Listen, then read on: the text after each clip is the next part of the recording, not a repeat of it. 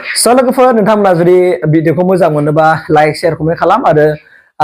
इउटिउबाव नायदोंबा आंनि चेनेलखौ साबस्क्राइब खालामना हो आरो फेसबुक नायदोंबा फल' खालाम। फेक बुक्स लाबोलायबाय रब्रा बुंनाङा मा बुंनो एसे बुंनानै होनांगोन ना बुङाबा बोरै मोनथिनांगौ जाखो दा दे खोनासंसै एसे मा रब्रा र' थांगोन ना इसेबां मटर ज' स' बे मानसि बुंबाय थानांगौ नङा होमबा लोगो बुंनांलाया ना थांनो स' साबस्क्राइब खालामनो थिनबाय थायो बियो फेक बुंजायो बियो दा बाथ्राया बे मा लोगोफोर साबस्क्राइब खालामनो थिनलायनाङा ना मानोना जायफोर भिडिअखौ नायनानै मोजां मोनो इनफरमेटिभ मोनो नङा होमबा बेफोरबायदि मानसियासो भिडिअखौ लाइक खालामो जायफोर गाज्रि मोनो डिसलाइक खालामो आरो बेफोरबायदि इनफरमेटिभ भिडिअ मोनबाय थानो थाखाय माने लुबैग्रा मानसिफ्रासो चेनेलखौ साबस्क्राइब खालामना लाखायो आरो वेल उइजार मानसिफ्रासो साबस्क्राइब खालामखायो नङा होमबा फेसबुक पेजखौबाबो फल' खालामगोन इउटिउबबाबो माने साबस्क्राइब खालामना लाखागोन आरो दा जोंनि बाथ्रायाथ' बे नङा साबस्क्राइब खालामनो थिननायथ' नङा न' लोगोफोर गुबै बाथ्राया मा जों बेखौसो मिथिनांगौ भिडिअनि गेजेराव मा बुंनो नागिरदों नङा होमबा बिसोर फैदो अब्ला जोङो भिडिअनि गेजेरजों मा बुंनो नागिरदों जों बेखौ सिगां खोनासंना लाग्रोनि फै अब्ला आङो 12 बोसोर आङो मोनसे गंसे प्राइभेट स्कुलाव फोरोंगिरि हिसाबै खामानि मावबोबाय बेबो बड' आयदानि फोरोंगिरि हिसाबै दा बावहाय आङो एक्सपिरियेन्स एसे नोंथांमोनजों शेयार खालामनो नागिरदों मानोना बेयो मस्ट इम्परटेन्ट होननानै आं सानो आंनि 12 बोसोराव आं मा एक्सपिरियेन्सफोर मोनबोखो जे बर' आयदानि फोरोंगिरिया माबायदि जायोबा गथ'फोरनि आखल आखुथायफ्रा एसेबाबो सोलायगोन आं बेनि सायाव बाथ्रा बुंनो होननानै फैदों बाथ्राया जाहैबाय मा लोगोफोर नोंगौ सोरनिबा एक्सपिरियेन्सजों मिलायाबो जानो हागौ खिन्थु आं जे एक्सपिरियेन्सखौ मोनदों आं बेखौसो नोंथांमोननो फोरमायनायदों आरोखि आं बुंनायदोंखि एमइ सेक्सननिफ्राय लानानै हाई स्कुल सेक्सनसिमाव जुदि बड' जुदि फोरोंगिरिया जायफोर बड' बिमानि राव फोरोङो बे आयदानि फोरोंगिरिया जुदि मोजां जुदि फोरोङोब्ला बै फरायसालिनि गथ'फ्रा एसेब्लाबो बिसिनि माइन्डआव आखल गियाना हाबो मानोना आङो दिनै खुद गावनि एक्सपिरियेन्स मोननाय मानसि आङो गथ'फोरजों मा सिस्टेमाव माने गथ'फोरखौ माबोरै फोरोंबोदों मादों बेनि आंनाव माखासे एक्सपिरियेन्सफोर दं एसे जेन'बा सापस नोंथांमोननो खिथागोन आङो बर' आयदायाव एमइ सेक्सननिफ्राय लानानै हाई स्कुल आं कलेजखौ बुंथ'ला मानोना मानसिनि आखल दानाया बांसिन बे एमइ आरो हाई स्कुलावनो गोलैयो नालाय जुदि सासे बड' आयदानि फोरोंगिरिया ना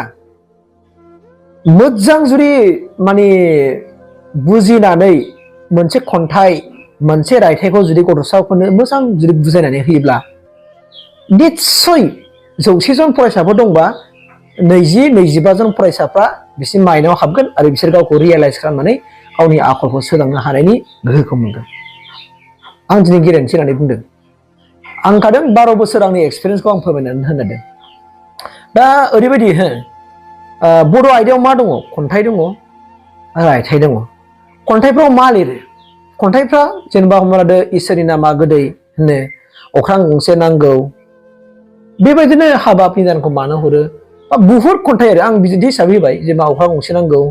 ओमफ्राय इसोरनि नामा गोदै बे आरोना ओमफ्राय हाबाब निदानखौ मानो हरो ओमफ्राय बिदिनो जेनेबा रादायनो बिबार खानायनो बैफोर गासैबो खन्थाइफोरखौ नों नाय बा खन्थाइनि गासैबो खन्थाइफोरखौ जेब्लानाखि नों फरायगोन बे गासैबो खन्थाइनि सिङाव रहस्यआ दं जाहैबाय मा गथ'फोरखौ गियान सोनाय सापस हमना लादो बिबार खानायनि गेजेरजों जे बिबारखौ गियानजों रुजुबाय जे मानोना जोङो नैबे समावनो फरायफुनाय समाव जोंनि बारलांनाय बायदि थफिनाय बैसोनि समाव जुदि जोङो गावनि जिउआव नांगौ जानाय गियान आखल आखुखौ जुदि जों माने नांगौबायदि जों बुथुमना लानो हायाब्ला मानसिया उननि समाव खस्थ' गोलैयो स' बेखौनो बिबार खानाय खन्थाइनि गेजेरजों फोरमायनानै होदों आरोखि उनाव जोङो गियानखौ बुथुमफिननो सानबाबो जों हाया आरो बैसो बाग्लायोबा बे मोनसे बाथ्राखौ बिनि गेजेराव फैदों दा बिदिनो गोबां माखासे रायथाइबो दङ आखल दानायनो माबानो बुहुत रायथाइफोर दं जाय रायथाइफ्रा जोंनि बर' समाजनि माखासे हारिनि हारिमुफोरखौ दिन्थिनायजों लोगोसे गोबां आखल गियानखौ फोरमायनानै होयो बर' आयदायाव ओंखायनो बर' आयदानि फोरोंगिरिया ओरैबायदि मोनसे फोरोंनांगोन दे बिनि ओरैबायदि मोनसे माइन्डआव बेयो सेटिं खालामना लाखानांगोन कि आङो बे खन्थाइखौ बुजायनाय लोगो लोगो गथ'फोरनाव ओरैबाबो मोनसे माब्रैबा बिसोरखौ माने प्रेक्टिकेलि जिउआव बाहायहोनो हानाय बेबायदि माबाजों टेकनिकजों फोरोंनो बेखौ नों सानना लाखानांगौ सिगाङावनो बे आंनिफ्राय खावलायनाय आरो बेवहाय थाहैबाय नोंनि खुगानिफ्राय ओंखारनाय टिउना नोंनि रावफ्रा हायोब्ला जेसेबां हायो सफ्ट जानो नाजा सफ्ट माने गुरै खालामनो नाजा आरो माबायदि नोङो बुजायोबा गथ'फ्रा खोमायाव हाबगोन नोंनि बाथ्राखौ लागोन माबायदि बुजायोबा गथ'फ्रा थाब थाब केपचार खालामनो हागोन जाय बाथ्राखौ बबे बाथ्राखौ जोङो खेबनै खेबथाम बुंफिनबाय थानांगौ जेनेबा रिफ्लेक्ट खालामबाय थानांगौ माने इम्परटेन्ट खोथाफोर थायोना बे खोथाखौ नों हागौ माने खेबथाम खेबनै गले गले माने बुंनानै उन्दैफोरनि गेजेराव आरो कुइसन सोंहरनानै कुइसनखौ एन्सारखौ फिननाय होनानै बिसोरखौ लासै लासै बिसोरखौ माबानो हायो गोसोआव खोलैनो हायो एबा गियानखौ सोनो हायो आरो ओरैबायदि जाखानांगौ एसे सासे फोरोंगिरि हिसाबै आंनि एक्सपिरियेन्सखौ आं बुंदों दै आं जे एक्सपिरियेन्सखौ खालामो नोङो जुदि थाखो खथायाव हाबफैबाय थाखो खथायाव हाबनाय लोगो लोगो नों फरायसाफोरनि मुडखौ सिगां हमना लाग्रोनांगौ फरायसाफ्रा बबे मुडआव दङ बानायनाय मुडआव दङ नामा बा माबा मोनसे एंग्रि रागा जोंनायनि मुडआव दं नामा सापस हमना लादो मालाबा नोंनि सिगाङावहाय मेथ्स टिचार हाबना थांबाय मालाबा नोंनि टिचाराव साइन्स टिचार हाबना थांबाय मालाबा नोंनि सिगाङाव गुबुन गुबुन आयदानि फोरोंगिरि इंलिसफोर हाबनानै थांबाय दा बै इंलिस मास्टारजों बै साइन्स मास्टारजों बै मेथ्स मास्टारजोंबा माबायदि माने बिहेभ खालामजाखो बा रायजानानै सोरनिबा गोसोआ गाज्रि जाना दं नामा नङा होमबा ओंखायनो गोसोआ माने बानायनाय दिन्थिदों माने रागा जोंनाय दिन्थिदों बुदद दिन्थिदों स' बैखौ नोङो क्लासरुमाव हाबनाय लोगो लोगो मिथिना लाग्रोखानांगौ गथ'फोरनि मोखाङाव नायनानै बेनिफ्राय जुदि बिसोरो गमथाथा दंमारो रागा जोंनाय दंमारो मोखाङा गेवा गेवा जोबमार फरायसाफ्रा अके नों बेखौ डाइभार्स खालामनानै फ्रि मुडआव लाबोनो थाखाय नों नाजादो दाना मा खालामनांगोन नोङो हाबनाय लोगो लोगो नों माबा मोनसे हयथ' फेस्ला माने बाथ्राफोर बुंनांसिगोन माबा मोनसे जकिं टाइपनि बाथ्रा बुंग्रोनानै खेबसे नोङो खेबनै बिसोरखौ मिनिस्रां होगोन 10 मिनिटसो मिनिस्रां होगोन बा 5 मिनिटसो नोङो मिनिनानै बिसोरखौ ओरैबायदि मोनसे फुर्थियाव दोनगोन आरो इन्जयमेन्ट लाइफआव दोनगोन जेब्लानाखि बिसोरनि मुडनिफ्राय फ्रि माबाया फैबाय अके होमबा लासैनो नों दाना गुबै आयदायाव हाबदो दाना आरो गथ'फोरखौ बुजायदो बबे गथ' बेलाय बिदि लायैयालाय लासैनो 10 जन गथ'फोर दंबा साबाया जेरैबो 100% लाखागोन बिनि माथाव हाबफागोन आं टेकनिकखौ आं शेयार खालामदों मानोना मानसिफोरखौ जेब्लायबो नों बुजायदोंब्लाबो नोङो लेखायाव जों नायबाय थानानै बुजायनो हाया नायनो नाङा मेगना थांखानांगौ फरायसाफोरनि सिगाङाव सोरबा एदावदों नामा नङा होमबा सोरबा एदावदों नामा सोरबा माबा माबि रायलायदों नामा बिसोर माबायदि गोसो होदों लोगो लोगोनो बै गथ'खौ डाइरेक्ट कुइसन दैखांदोबो बे गथ'आ मा खालामदों उनाव बेखौ लासैनो बुंदो बा नोङो रायब्लाबो नोङो बेखौ जोबनाय फरासिमाव जों रायनानै फैयाब्लानो माबा मोनसे जोङो बिसोरखौहाय बाथ्रा बुंफिननानै खेंसालियै जों बुंनांगौ जायो बिराद टेकनिक थानांगौ फोरोंगिरिफोरनाव बुजायनायनि माब्रैबा गथ'फोरखौ रागा जोंब्लाबो माने बुंनानै अबेबा खोथा बुंफिननानै जों बिसोरखौ माने मा खालामनो हायो कनभिन्स खालामफिननो हायो जों बेनि स्ट्रेटेजिखौ सासे फोरोंगिरि लाथारनांगौ अब्लासो गथ'खौ मोजां होनो हागोन नङाबा हानाय नङा सानफ्रामबो रायनाय बुनायजोंल' हाया गथ'फोरखौ आं दिनै आंनि माने 12 बोसोराव प्राइभेट फरायसालियाव फोरोंगिरि जानानै आंनि एक्सपिरियेन्सखौ नोंथांमोननो शेयार खालामबाय बुहुत घटना जायो मालाबा गाबदो आंबो उन्दैफोरखौ बुनानै सोगाबदों पानिशमेन्ट होनानैबो आं उन्दैफोरखौ सोगाबबाय नाथाय बेफोरखौ आङो फिन आरो रियेलाइज खालामफिननानै आं जोबनायसिमाव आं कन्ट्रल खालामना फैयो दा आंनि एक्स जायफोर फरायसा बिथांमोना मिन्थिगोन आं माबायदि टेकनिकजों माने फरायसाफोरखौ फोरोंदों बेखौ मानोना जेब्लायबो जोंनि खुगानिफ्राय गबोनाय बारफ्रा टिउनफ्रा माने बिसिनि खोमायाव हाबथावथाव जानांगौ माने माबोरैबा बिथांमोना केपचार खालामनो हायो माबोरैबा नोंनि बाथ्राखौ गोसो होनानै बिसोरो खोनासंनो हायो नों खाब्रां खासि रावजों बुजायोबाथ' जानाय नङाना स' बेफोरबायदि बुजायनाय टेकनिकखौ स्ट्रेटेजिखौहाय सासे फोरोंगिरिया खुद गावनो दिहुनना लानांगौ अब्लानो गथ'फ्रा नोंखौ मोजां मोनगोन नोंनि फरायनायखौ मोजां मोनगोन नोंखौ हाबजानो लुगैगोन उमुक सारा माला फैबावो बे आरोना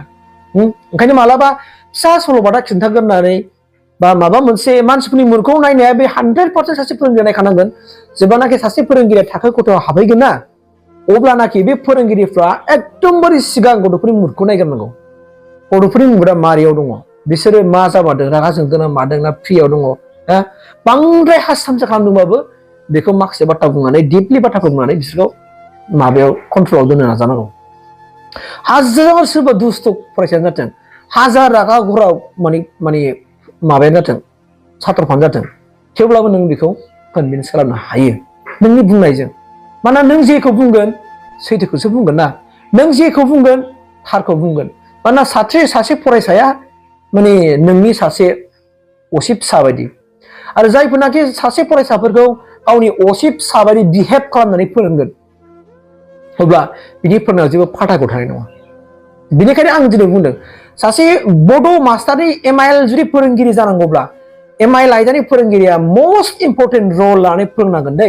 आं बुंखाबाय मानोना गंसे स्कुलावहाय गुबुन गुबुन आयदाखौ जेनेबा ससियेल साइन्सआव नों मरेलनि बाथ्रायानो फैया साइन्सआव नों मरेलनि बाथ्रायानो फैया मेथ्सआव नों मरेलनि बाथ्रायानो फैया नङा होमबा इंलिश आरो माबायावहाय बड'आवहाय दा बे हिसाबै जों बर' मिडियाम हिसाबै बर'जों माने गावसोरबो बुजिनो हानायखाय रावखौ खन्थाइयाव रायथाइयाव गोबां आखल गियान दानाय जोंनि ओरैबायदि मोनसे गोनां गोनां टपिकखौ लानानै लिरनायफोर दङ बेफोरखौ ओंखायनो होनदों आं एमइ स्कुलनिफ्राय हाई स्कुल सेक्सननि सासे फोरोंगिरिया जुदि मोजां टिउनजों मोजां गारांजों रैसुमै गारांजों माने माब्रै नों बुजायोबा गथ'फोरनि माने मेलेमाव सोनो हागोन बे बाथ्राजों लानानै नोङो बुजायनो नाजानांगोन आरो बे बुजायनो नाजानाय आदब आरो खायदाखौ स्ट्रेटेजिखौ खुद नों गावनो माने नागिरनानै नोंनो गावनियावहाय जोनोम होनांगोन गावनि गोरबो गोसोआव दाफुंना लानांगोन आरो उन्दैफोरनो नों शेयार खालामनांगोन आंनि मस्ट बयनिख्रुइबो आं बांसिन मटिभेशनेल स्पिकार भिडिअ नायना बुङोबा आङो माने सन्दीप महेश्वरनि भिडिअखौ नायो आं सन्दीप महेश्वरनि भिडिअखौ आङो ओरैबायदि मोजां मोनो बिनि जेनाखि मटिभेशनेल स्पिचफोर बुंनाय आरो मानसिफोरनाव रावफोर जेरै होनो दा प्रमद बर'खौ होनना बुङो प्रमद बर'आ जाहैबाय मा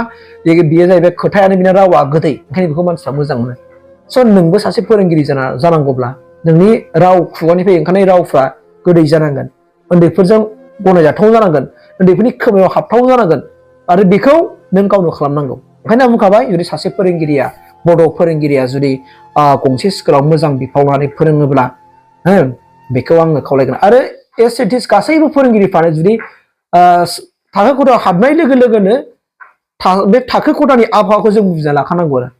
मा जादों गाबदों ना मादों माबा मोनसे जादों नामा उन्दैफोरनि मोखांनि मुडखौ सिगां माने नायनानै बुजिना लाग्रोनांगौ बिनि उनावसो नों फोरोंनांगौ अब्ला गथ'नाव गोसोआव थागोन आरो इम्पर्टेन्ट पइन्टफोर दंबा बेखौ खेबनै खेबथाम सोंबाय थानांगौ सासे सानै साथाम फरायसाफोरनाव होनफ्लेबाय थानांगौ खेंसालियै बुंनानैब्लाबो आरो बेखौ नों